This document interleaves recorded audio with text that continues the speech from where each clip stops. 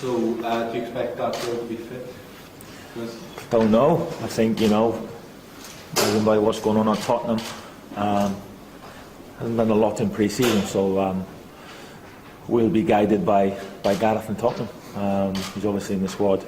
I'm sure with what's going on in terms of the transfer, there's a lot on his mind and Tottenham's mind, but until we're told otherwise, then fingers crossed. Obviously he's in the squad. Who have you spoken with? Who have you communicated with? Well, we do what we've always done, and we contact the club in question.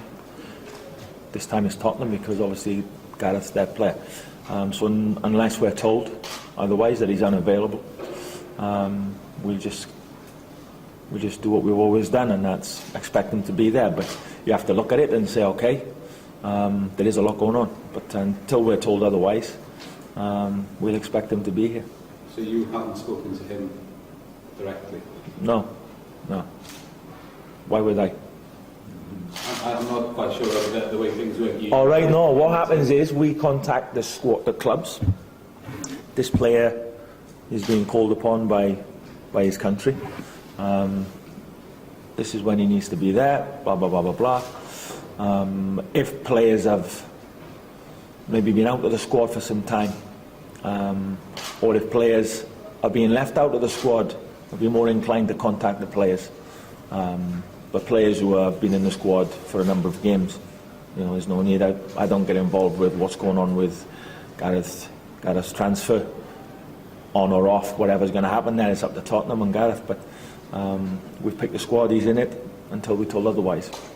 Have they given you an indication of the nature of this recent deal that he has? Do you know much about that? No, I think when you're a player and you play football like he does, he's very dynamic. He's very powerful and he's unbelievably quick.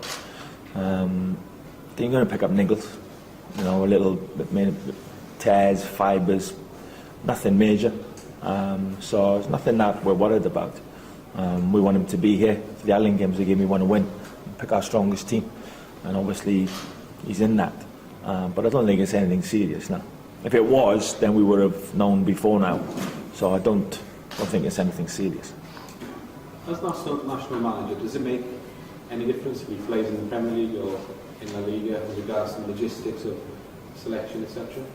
I think that you've got to look at players. Let's ask him. We played Croatia. A lot of their players play outside of Croatia, but they're always there. I think the last camp Croatia had, I think 3 of their players were celebrating 100 caps. And those 3 players haven't always played their football in Croatia, so there shouldn't be a problem with logistics. I think whatever he plays doesn't matter. He's a quality player, whether he's in the Premier League or anywhere else. He's only 24. He's only going to get better. So from my point of view, no, I'm not so worried about that. Figures that we mentioned, do they surprise you? We shouldn't be surprised in football anymore. I think some time ago, I remember where Rodney Marsh said on Sky Sports, Robbie Fowler could be the first player to earn £100,000 a week, and we all laughed at that. But he was dead. He was right. That's where football was going. That's where it is going. So I don't think it's Gareth's fault or a player's fault that a club is willing to pay that type of money as a transfer fee, and it's out of the player's hands. So I think you've got to look at it and where's it going to stop?